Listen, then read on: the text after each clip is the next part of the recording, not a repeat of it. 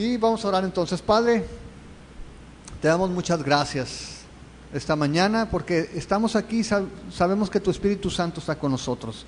Tu palabra dice que nos dejaste un maestro, que es el Espíritu Santo, que nos guía, que nos enseña, y queremos en esta mañana pedirte que mientras leemos tu palabra, Señor, que tú nos transformes.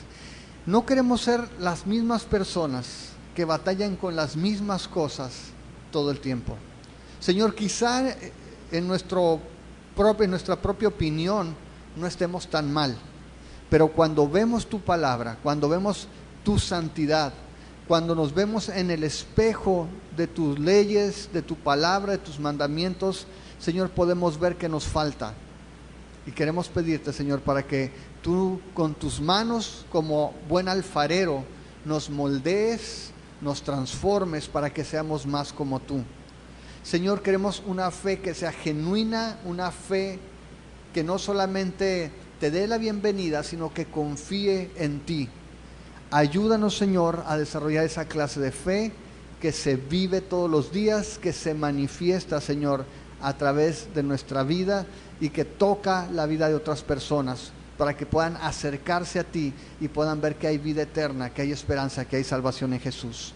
En el nombre de tu Hijo te lo pedimos y te damos muchas gracias esta mañana, Señor, nuevamente. Amén. Ok. Han estado viendo las noticias. No sé si han visto las noticias. Ha habido muchas noticias esta semana. Está ahorita la guerra entre Israel y los palestinos. Y me encontré un video ahí con la explicación más sencilla que he visto del por qué el conflicto entre el pueblo de Israel y los palestinos. Básicamente es que nadie quiere a Israel, esa es la explicación. Todos están en contra de que haya un Estado judío. Y hay ahorita muchos problemas, muchas dificultades. El miércoles hablé un poquito del sistema militar y todo eso, no voy a repetirlo. Pero ha habido otras noticias también aquí en México, cambios en las leyes de telecomunicaciones. Y a propósito de eso quiero compartirles para los jóvenes, sobre todo que están aquí, que probablemente ellos no se imaginan la vida sin Telcel y sin un celular. Hace 18 años no toda la gente tenía un celular. De hecho, muy poca gente tenía un celular hace 18 años. Y hace 18 años te hubieras sorprendido porque la mayoría de los teléfonos celulares que había aquí no eran Telcel. ¿Qué eran? David debe saber. No. Eran Movitel. Eran Movitel.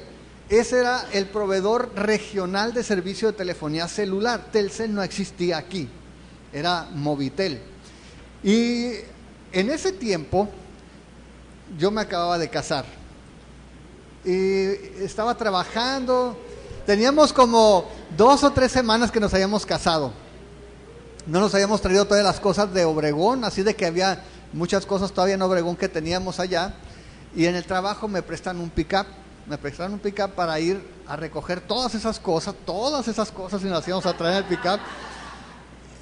Y entonces, pues ya fuimos el fin de semana, 2 o 3 semanas de casado, y no recuerdo exactamente cuál fue la razón. Algunos ya saben esta historia, por favor no la cuenten, no digan el final.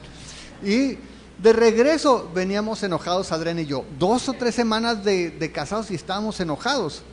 Pero yo le estaba enseñando cómo se trata un disgusto, cómo se maneja un disgusto. No, ya sabes, ¿cómo puedes manifestar tu enojo cuando vas solamente con tu esposa en la carretera? Pues así preguntas como, ¿tienes frío? ¿No? Pero tienes que mostrar que estás enojado. Y pues ahí veníamos ya en la tarde, probablemente por eso me ha enojado, no me gusta salir tarde a mí por la carretera. Y nos dieron más o menos por ahí de las 10 de la noche, cuando el pick-up empieza como que, no, dije, una llanta, listo que es uno, una llanta se ponchó, dije. Entonces me paré entre los carriles y me asomé, y sí, la llanta completamente ponchada de la parte de abajo, ¿no? Estaba completamente plana y eran las 10 de la noche. Pues me bajo y para sorpresa mía no había extra. No traía extra el pick-up, no me había fijado antes. Me subí al carro y caminó y nos fuimos entonces, pero no traía extra. Entonces, pues yo estaba enojado con Adriana, no podía decir, ¿qué vamos a hacer? Y todo, sino que pues así nomás como...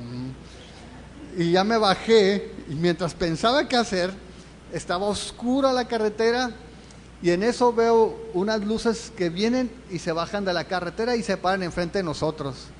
Y había dejado a Adriana sola en el carro, así de que con todo y mi enojo corrí al carro, me subí, lo prendí y me fui con la llanta ponchada y me crucé la carretera. Y en ese tiempo Movitel, buena onda, había puesto casetas telefónicas, cabinas telefónicas en la carretera, y estaba una ahí cerca. Entonces llegué y pues la caseta no es que llegabas y marcabas, sino había un solo botón. Tú aplastabas el botón y te contestaba una señorita, ¿no? Y tú ya le decías, oiga, ¿me puede comunicar con mi mamá, por favor? Entonces ya marqué ahí y le pedí que me comunicaran con mi jefe. Mi jefe, como yo sé que era soltero, así de que le encajé un poquito la uña y le digo, oye, pues haznos una mano, no, ven por nosotros acá a la carretera porque estamos tirados. Pues yo creo que andaba en pijama o se bañó antes, no sé, llegó como a la 1 de la mañana. Y Adrián y yo enojados, sentados en el carro, ¿no? El caso es que no pudimos quitar la llanta, igual de inútiles los dos. Se fue él y buscó a un llantero cerca de Guaymas, se lo trajo, el amigo lo acababa, yo creo que lo sacó del bar, de la cantina, venía pero hacia hasta atrás. Y como pudo se llevó la llanta, regresaron a Guaymas, trajeron la llanta y la llanta no tenía nada. Se le había salido el aire milagrosamente, sobrenaturalmente. El caso es que ya pusimos la llanta y llegamos bien tarde. En el Inter, Adriana y yo nos reconciliamos porque no teníamos nada que hacer, estábamos ahí los dos. Nos reconciliamos. Pero todo este relato te lo cuento porque qué importante es que revises la llanta extra, ¿no? Que de vez en cuando te asomes a la cajuela y veas si está la llanta extra y si está inflada, porque la puedes traer ahí y a veces está ponchada también. De la última ponchada le echaste y no la arreglaste nunca. Y todo esto para ilustrarte que a veces nosotros tenemos ese tipo de ideas para con Dios. Es decir, no somos tan cercanos a Dios como cuando se nos poncha la llanta, ¿no? Cuando tenemos un problema y entonces corremos a ver si Dios está ahí disponible para que nos ayude.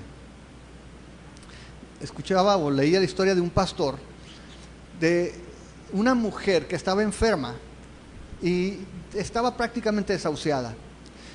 Y dice este pastor, un pastor joven, que va y está toda la familia. Y en un momento de desesperación está toda la familia reunida y le dice, pastor, el pastor había estado yendo, compartiéndole, y esta familia no era cristiana y no se habían acercado al Señor. Y él había insistido por días. Y en un momento de desesperación, cuando ya le dijeron, sabes que no hay nada que hacer, la familia dice, pastor, ore por ella, si Dios la sana, todos juntos nos vamos a rendir al Señor. El pastor, fuera de lo que normalmente hacía, dice que oró para que el Señor la sanara. Y dice, y me olvidé de si era la voluntad de Dios. Dice, yo pues ante esa oferta de que toda la familia se salve, oró. Y para sorpresa de los médicos, esta mujer sanó, el Señor la sanó milagrosamente.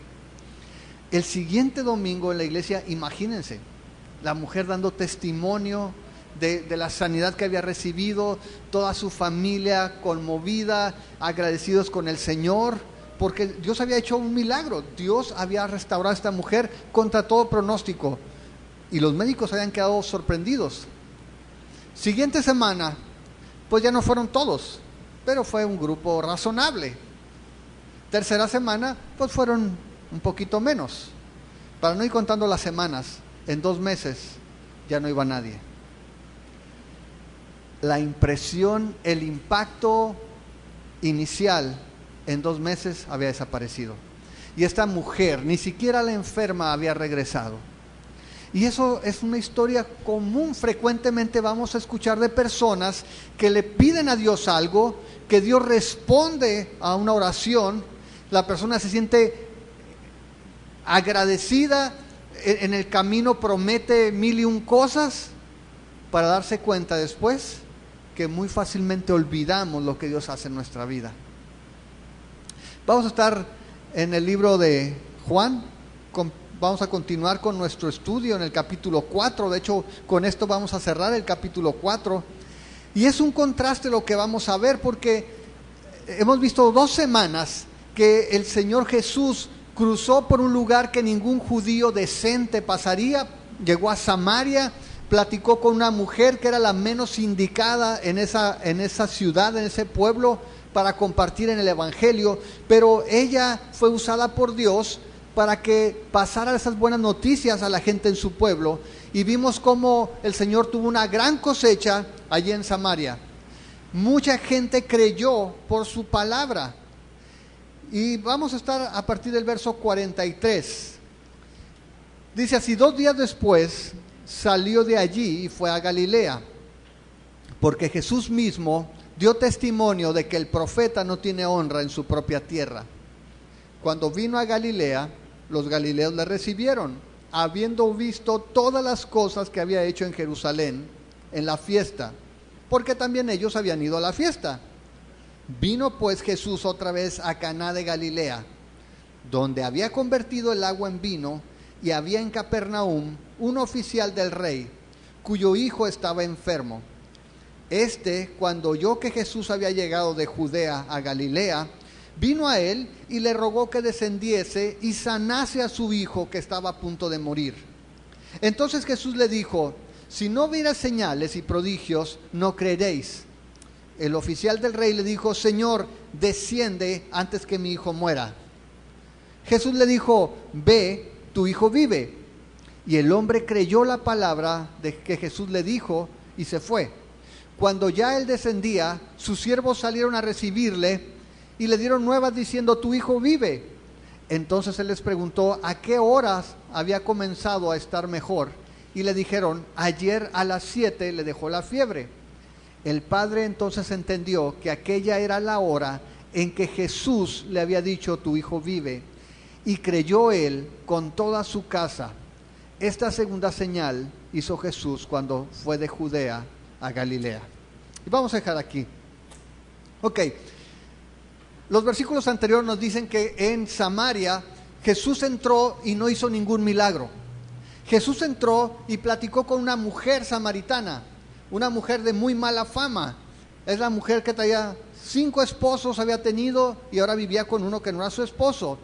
Y Jesús había hablado con ella y le había compartido principios espirituales, y le había dicho: tú necesitas un agua que no puedes sacar del pozo. Es un agua que yo te puedo dar y que va a saciar tu sed. Y dice que esa mujer comienza a platicar con él. Jesús le habla de estos principios espirituales, y cuando Jesús le dice su estilo de vida, cuando Jesús le revela lo que solamente ella sabía, entonces ella dice: tú eres un profeta. Sale a la ciudad y le dice a la gente: vengan, porque quizá ha encontrado al Mesías. Y dice que la gente va. Jesús está con sus discípulos, ellos se quieren comer los burritos. Jesús le dice: no, hay una comida mejor, que es hacer la voluntad de mi Padre. Vean, levanten sus ojos, dense cuenta que la cosecha está lista. Y Jesús habló un principio básico. Dice: la cosecha es trabajo en equipo. Unos siembran, otros cosechan. Ustedes van a cosechar lo que no sembraron. Y les dio otro principio más: la cosecha está lista. No tienes que esperar 4 meses, como dice el refrán. Ya están blancos los campos. Necesitas entrar y trabajar. Y dice allí, si tú te fijas, vamos a ir al capítulo 4, pero en el verso 39 dice: muchos de los samaritanos de aquella ciudad creyeron en él por la palabra de la mujer. La mujer dio testimonio y dijo: me dijo todo lo que he hecho.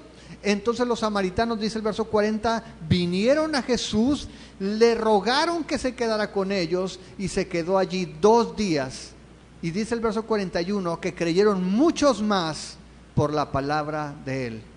Y decían a la mujer: ya no creemos solamente por tu dicho, porque nosotros mismos hemos oído y sabemos que verdaderamente este es el Salvador del mundo, el Cristo. No solamente creemos por lo que tú dijiste, lo hemos visto, creemos lo que él dice. Él es el Salvador del mundo. Y el verso 43 dice que después de esos 2 días que había estado Jesús en Samaria, salió de allí y fue a Galilea. Si tú ves en el capítulo 4, el verso 1, ese era su propósito. Después de que empieza a haber problemas por el bautismo, y que los judíos empiezan a preguntar a los discípulos de Juan: oye, ¿por qué él bautiza y bautiza más que Juan? dice que Jesús va rumbo a Galilea, pero en lugar de tomar la ruta de los judíos decentes, Jesús cruza por Samaria, donde vivía esa gente que para los judíos era de segunda clase.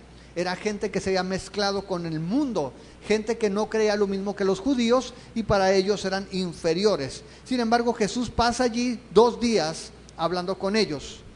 Y dice que después de esos 2 días retoma su camino y va a Galilea. Ahora, el versículo 44 saca de onda a todos los comentaristas bíblicos, porque dice allí que Jesús mismo dio testimonio de que el profeta no tiene honra en su propia tierra.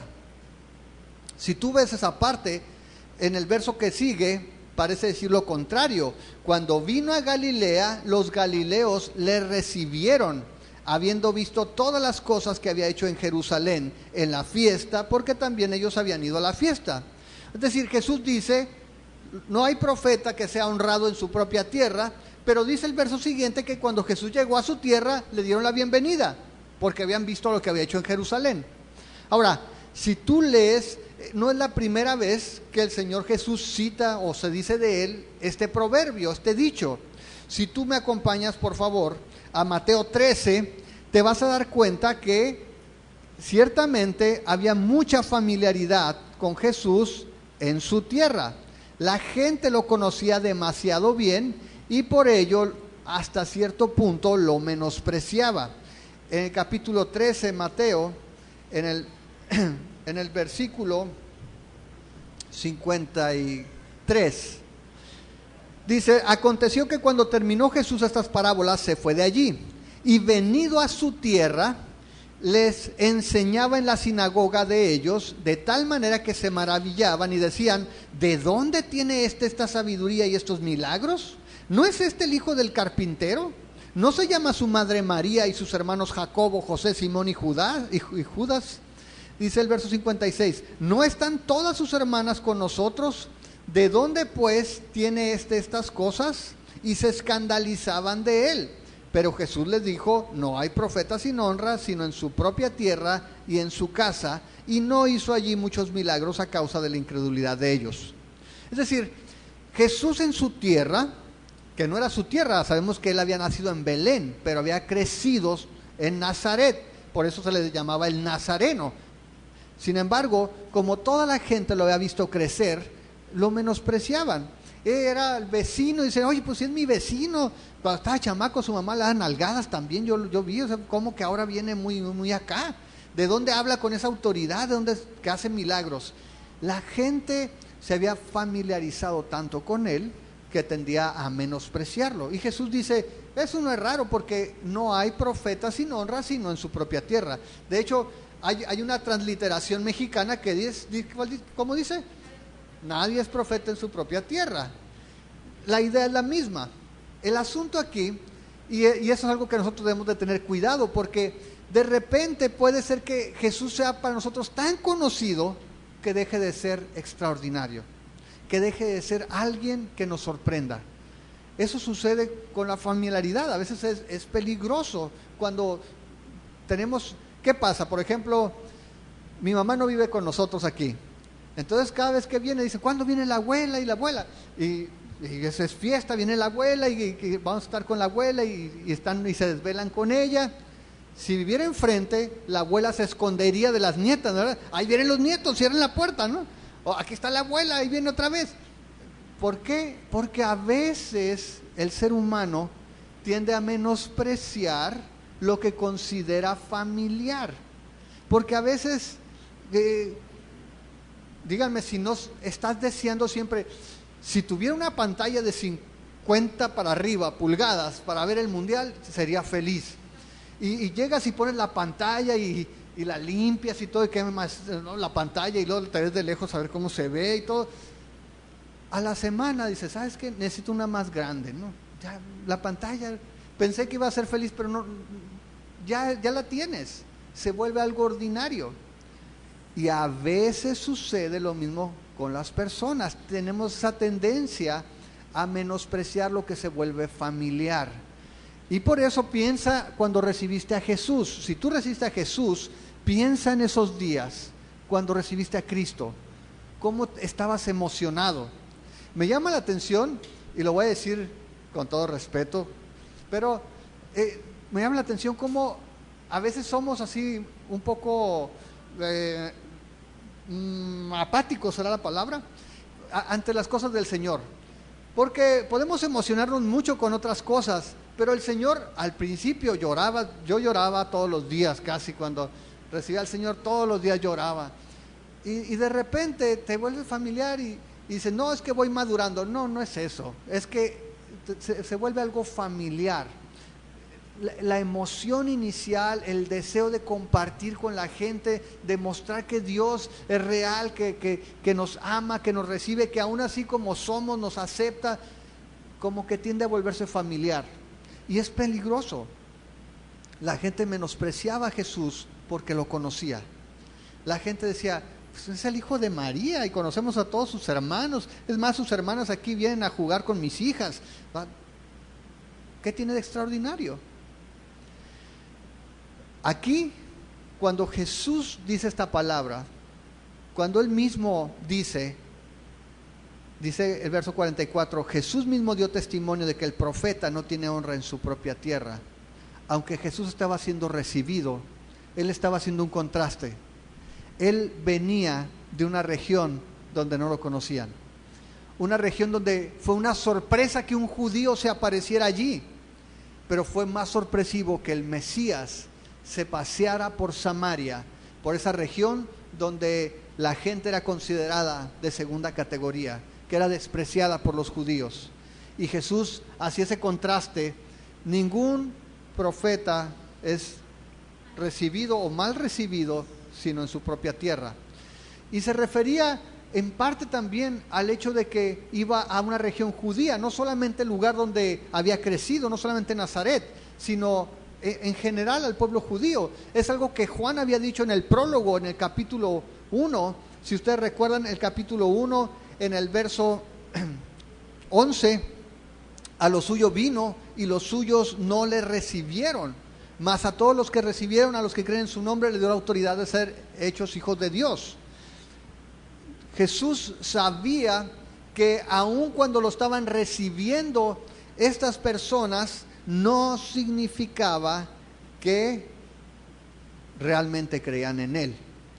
Y eso es algo bien importante, es algo que nosotros tenemos que ver, porque no podemos recibir a Jesús solamente si no creemos en Él.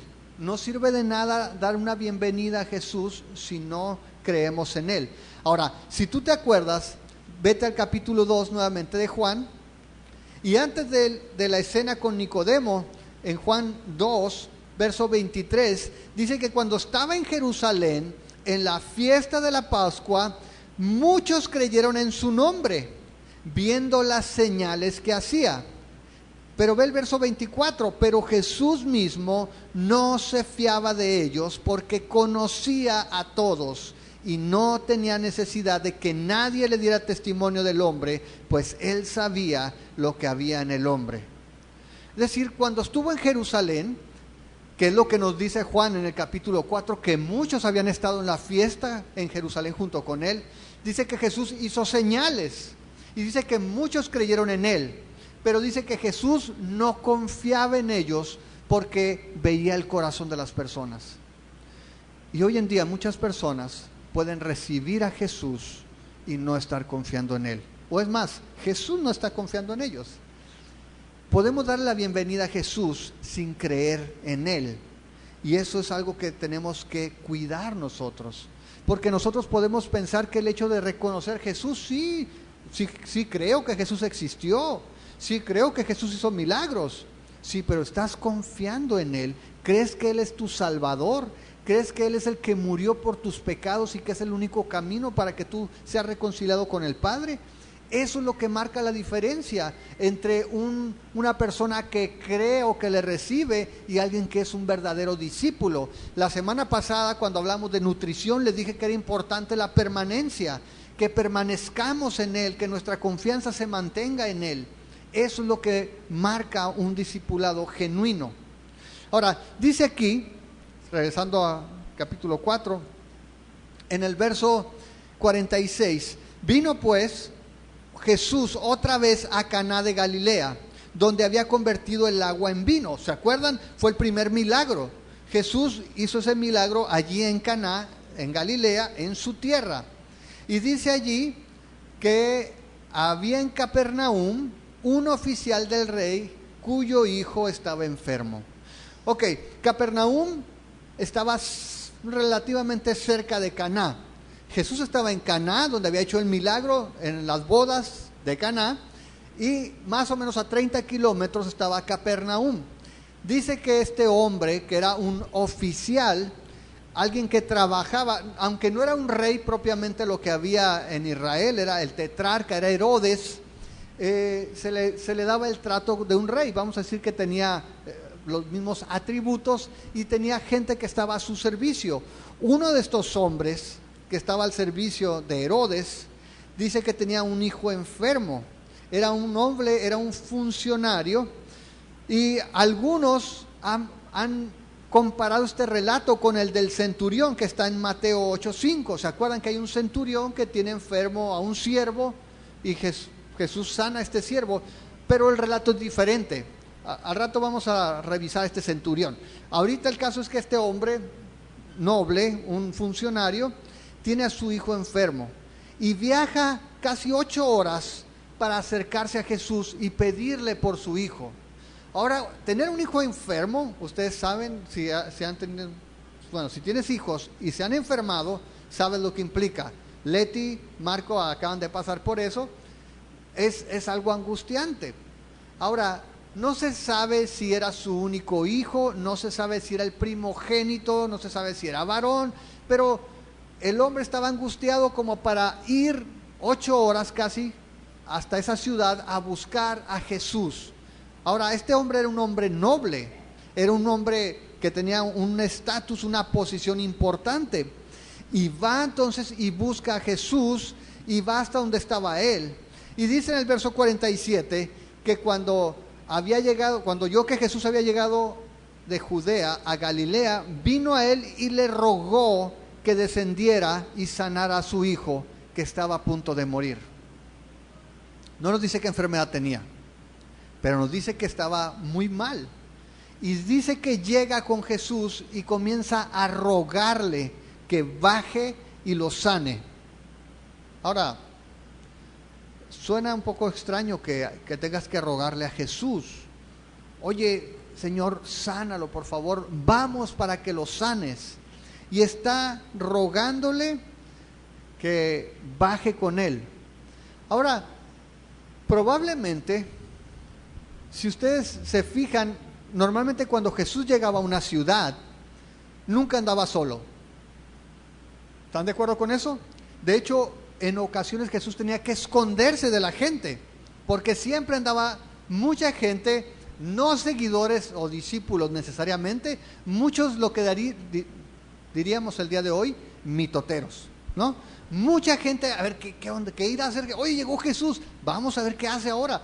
Y mucha gente, cazaseñales, cazamilagros, ahí andaban, ¿no? Jaime Maussan de seguro andaría allí, ¿no? También atrás, filmando, a ver. Mucha gente a ver qué iba a hacer Jesús.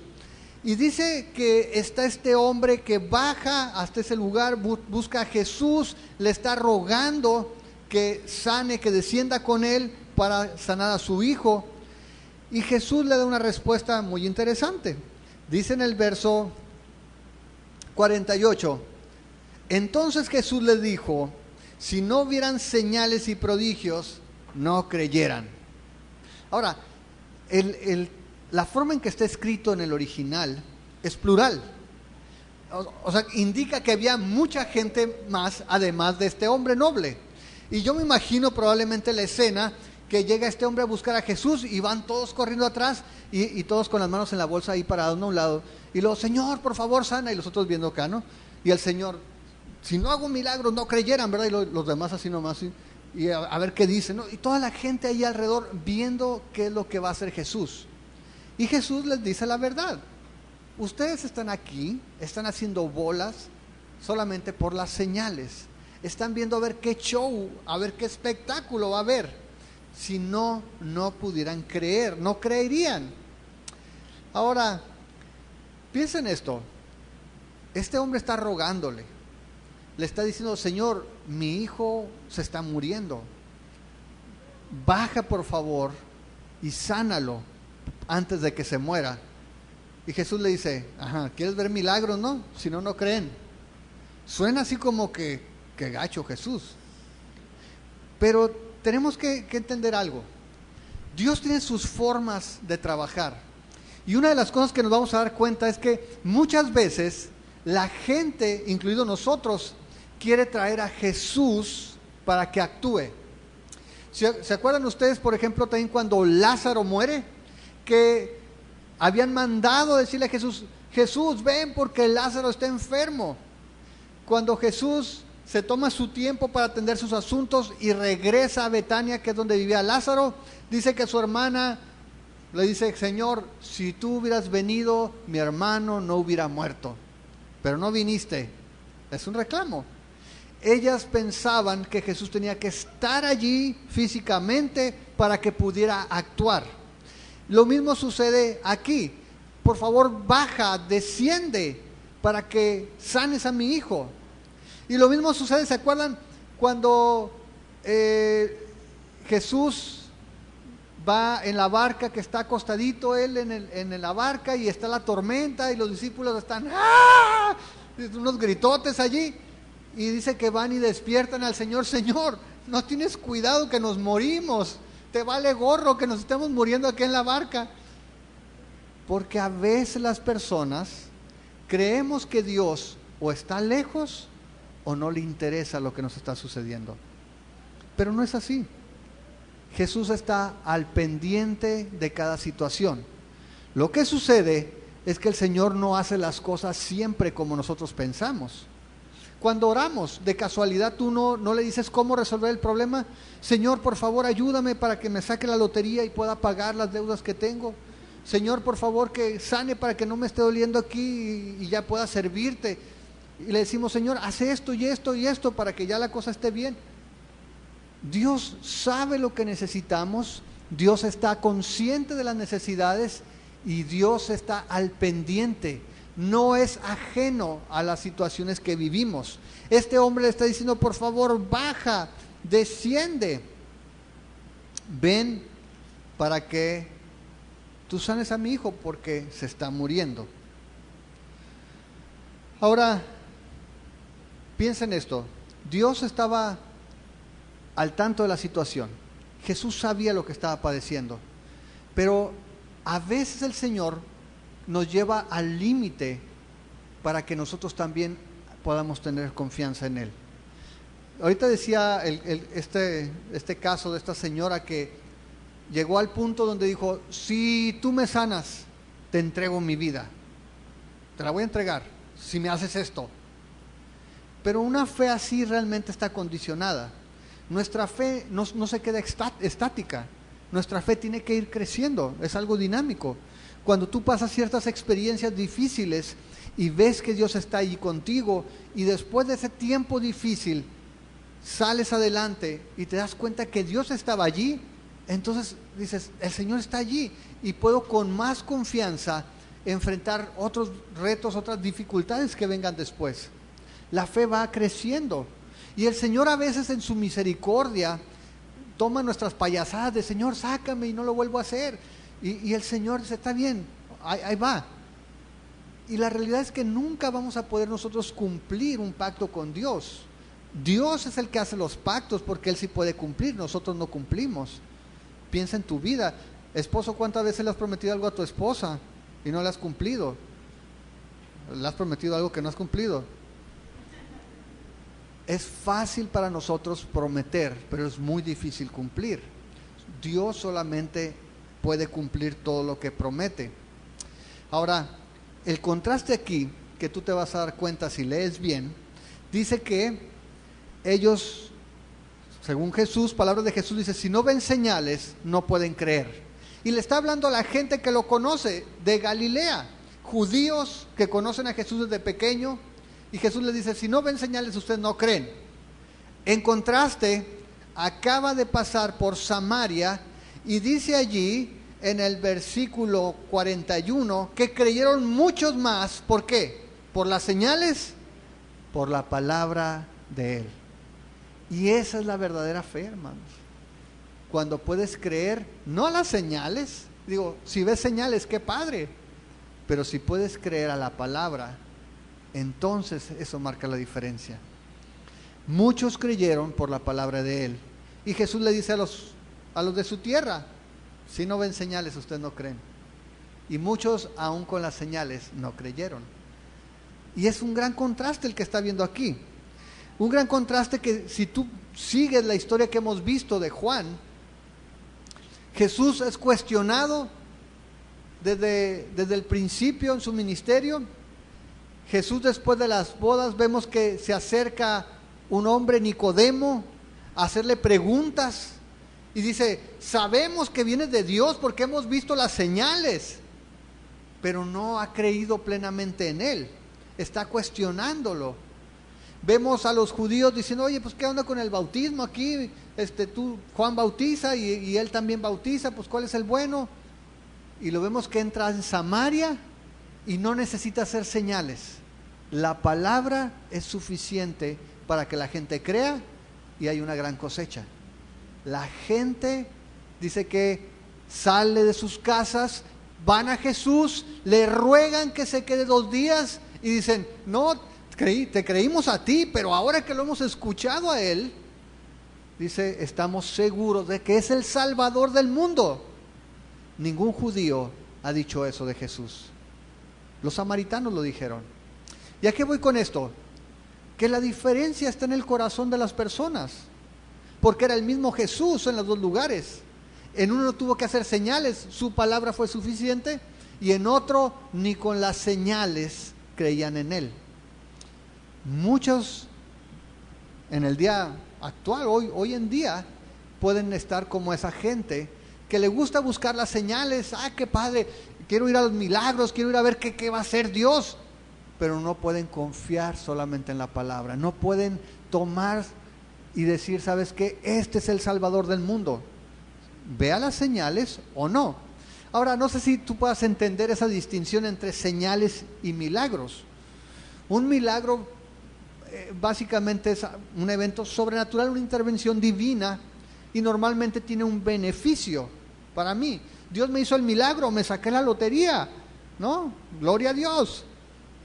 Una señal lo que busca es que la gente voltee y vea a Dios. Tiene un significado, tiene un sentido para que tú cuestiones y busques a Dios. Estas personas estaban haciendo bola y Jesús sabía que no estaban creyendo en Él.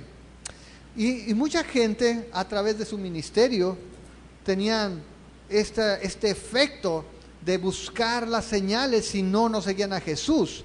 En Juan 6, en el verso 64, vean lo que sucede. Jesús les está hablando cosas espirituales, la gente está sacada de onda, no entiende, y dice el verso 64, pero hay algunos de ustedes que no creen, porque Jesús sabía desde el principio quiénes eran los que no creían y quién le había de entregar. Y dijo: por eso les he dicho que ninguno puede venir a mí si no le fuere dado del Padre. Desde entonces muchos de sus discípulos volvieron atrás y ya no andaban con Él. Mucha gente, muchos discípulos lo abandonaron. ¿Por qué? Porque la permanencia es lo que marca la diferencia. De hecho, si te vas a Juan 12, en el verso 38,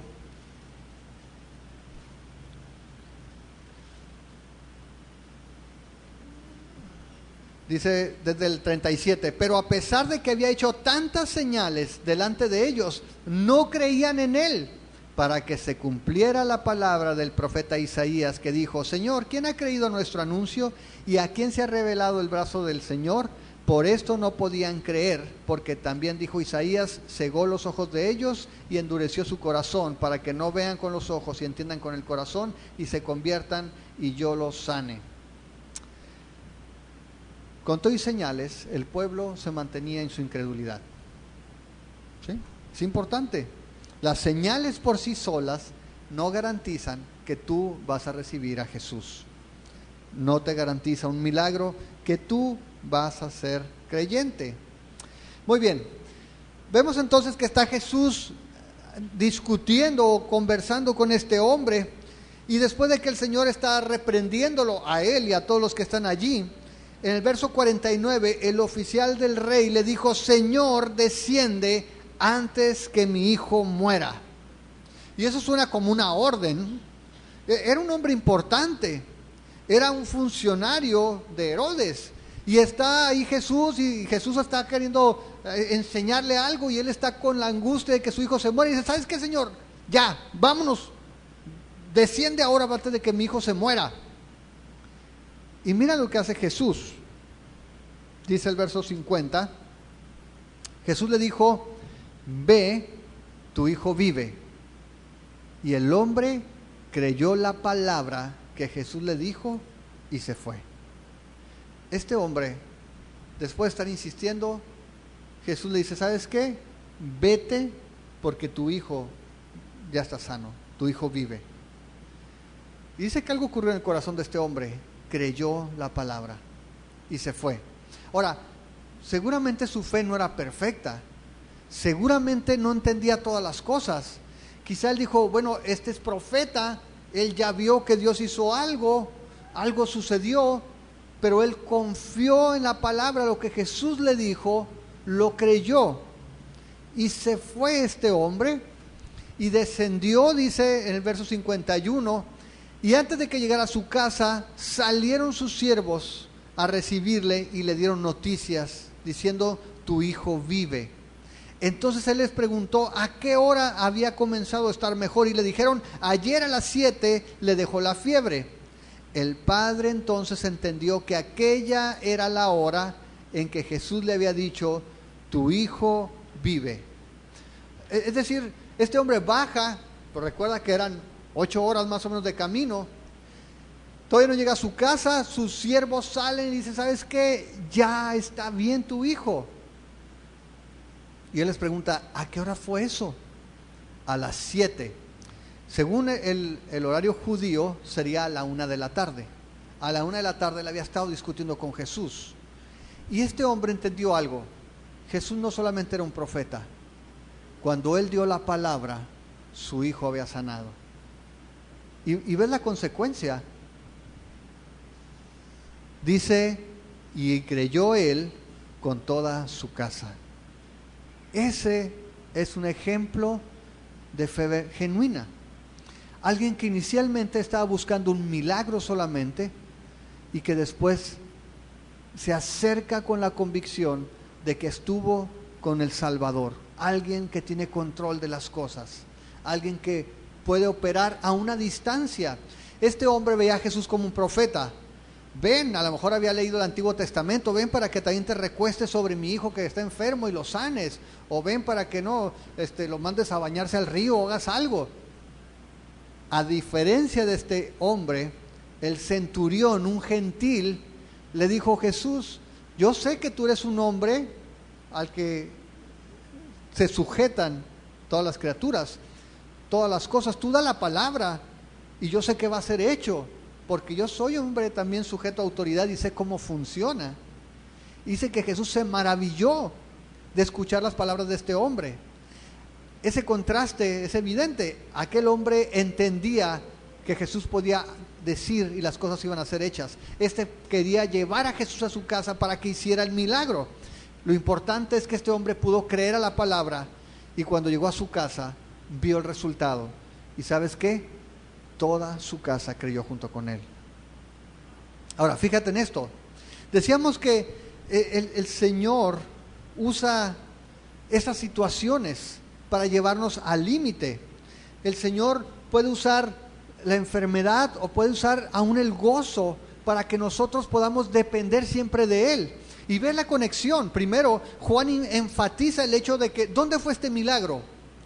En Caná, donde lo había hecho antes en las bodas. Si tú te vas al último versículo, al 54, dice: esta segunda señal hizo Jesús cuando fue de Judea a Galilea. ¿Cuál fue la primera señal? Las bodas de Canaán. Es la segunda señal allí, en Galilea. Jesús había hecho otras señales, dice que en Jerusalén, por eso salen a recibirlo, porque en Jerusalén había hecho muchas cosas. Había tumbado las mesas, había sacado las vacas, había hecho un látigo y los había corrido del templo, había hecho otras cosas.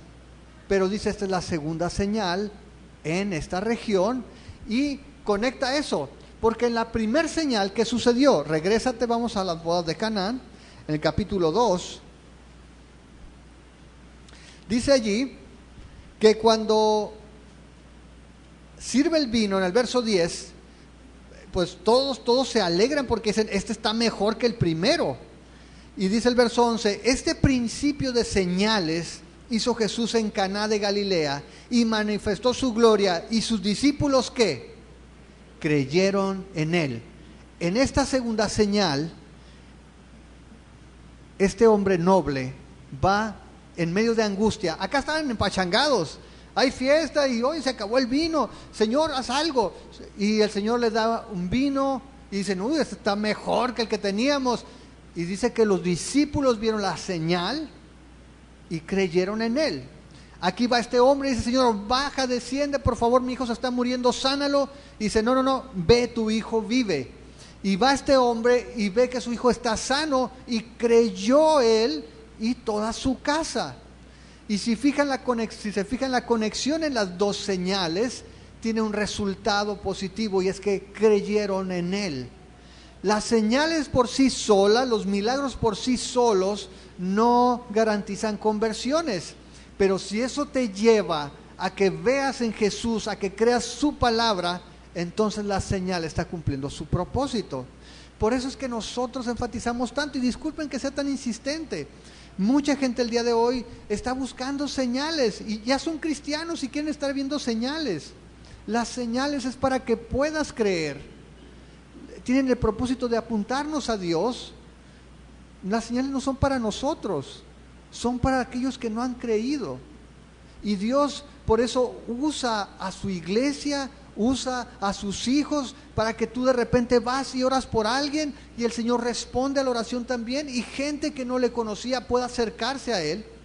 Pero nunca los milagros y las señales son garantía de creyentes. ¿Sí me explico?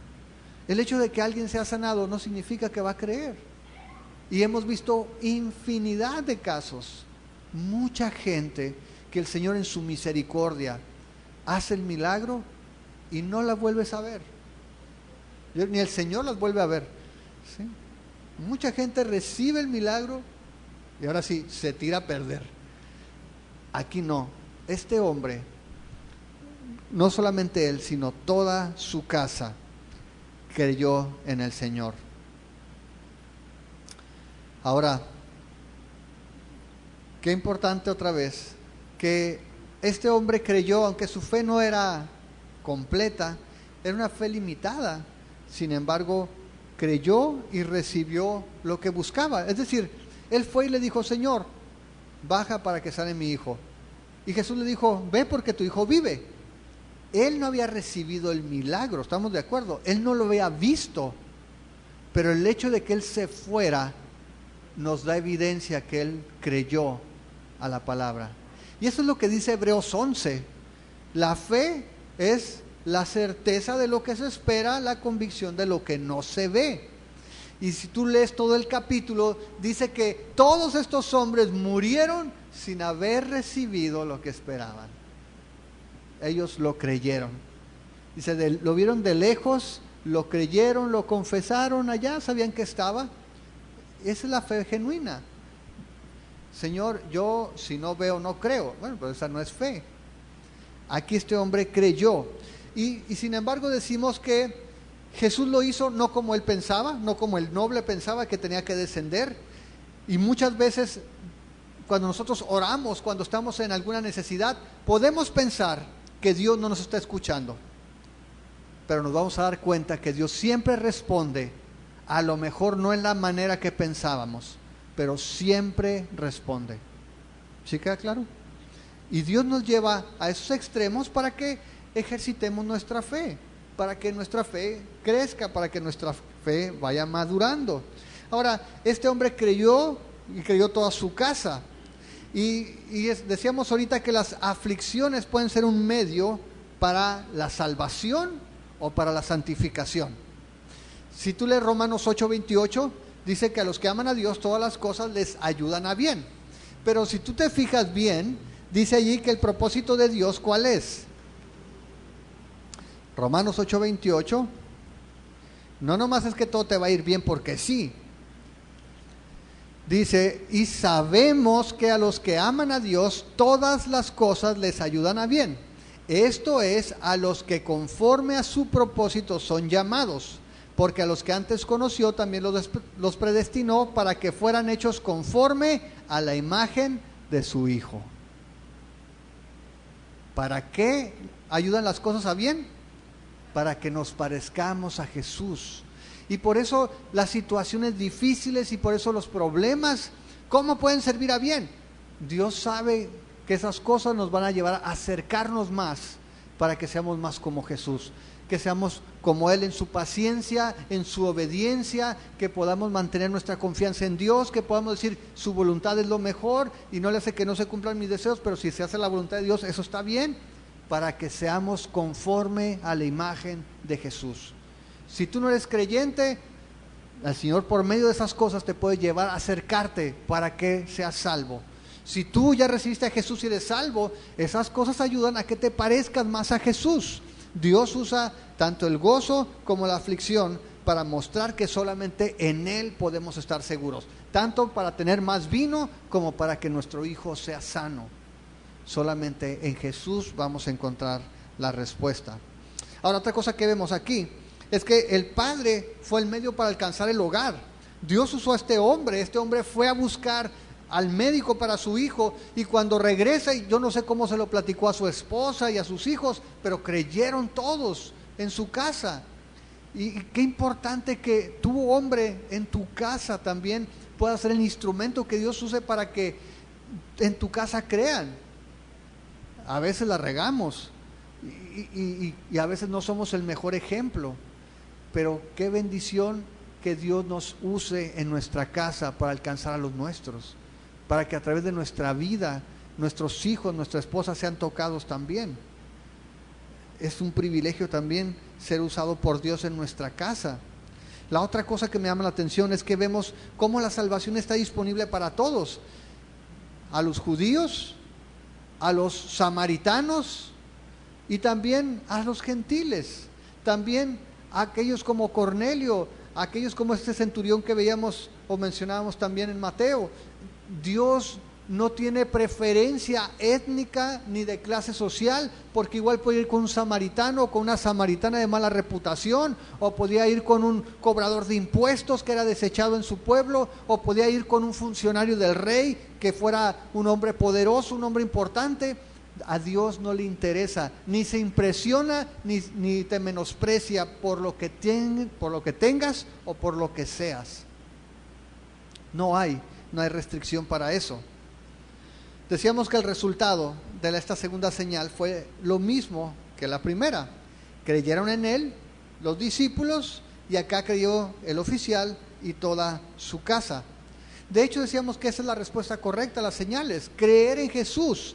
Si tú te acuerdas en Juan 20:31, y lo hemos repetido en varias ocasiones, ese es el objetivo con el que Juan escribió este libro. Dice en el verso 30, hizo además Jesús muchas otras señales en presencia de sus discípulos, las cuales no están escritas en este libro, pero estas se han escrito para que creas que Jesús es el Cristo, el Hijo de Dios, y para que creyendo tengas vida en su nombre. Ese es el objetivo de las señales, que puedas creer que Jesús es el Cristo y para que puedas tener vida eterna en su nombre. Por eso otra vez, tanto el gozo como la angustia, en cualquiera de las dos, necesitamos que Jesús sea nuestra única confianza. Allí Él nos va a llevar para que creamos en Él y seamos salvos, o allí nos va a llevar para que seamos perfeccionados también, para que nuestra fe crezca y para que podamos saber que en todo momento Dios conoce nuestra necesidad y Dios siempre está dispuesto a actuar, siempre está dispuesto a intervenir, no a nuestro modo, pero siempre el modo del Señor será mejor que el nuestro. Siempre lo que Él haga va a ser mejor que lo que nosotros pedimos, siempre lo que Él haga va a ser mejor que lo que nosotros deseamos. ¿Está claro? ¿Les parece si oramos? Señor, queremos darte gracias en este día. Señor, porque yo creo que todos, estoy seguro, hemos pasado por momentos de adversidad. Estoy seguro que todos hemos pasado momentos donde necesitamos un milagro, donde necesitamos, Señor, que tú actúes, que tú intervengas, donde necesitamos, Señor, o tu consuelo, o tu esperanza, o tu gozo, o tu paz. Señor, pero no queremos hacerlo de la manera que usamos a veces esa llanta extra, donde solamente cuando la necesitamos vamos a buscarla. Señor, queremos poder decir como ese predicador, que tú seas, Señor, al primero que acudamos por la mañana, que nuestra oración, Señor, por la mañana sea la llave y que por la noche sea el candado. Señor, que podamos acudir a ti en todo tiempo, en todo lugar, porque tú eres nuestra confianza, porque descansamos en ti, porque estamos ciertos de que no eres ajeno a nuestro dolor, a nuestro sufrimiento, a nuestra necesidad, porque tú estás allí al pendiente, Señor, porque siempre, siempre, siempre respondes a la oración, no como esperamos, sino aún mejor de lo que podemos pensar o pedir.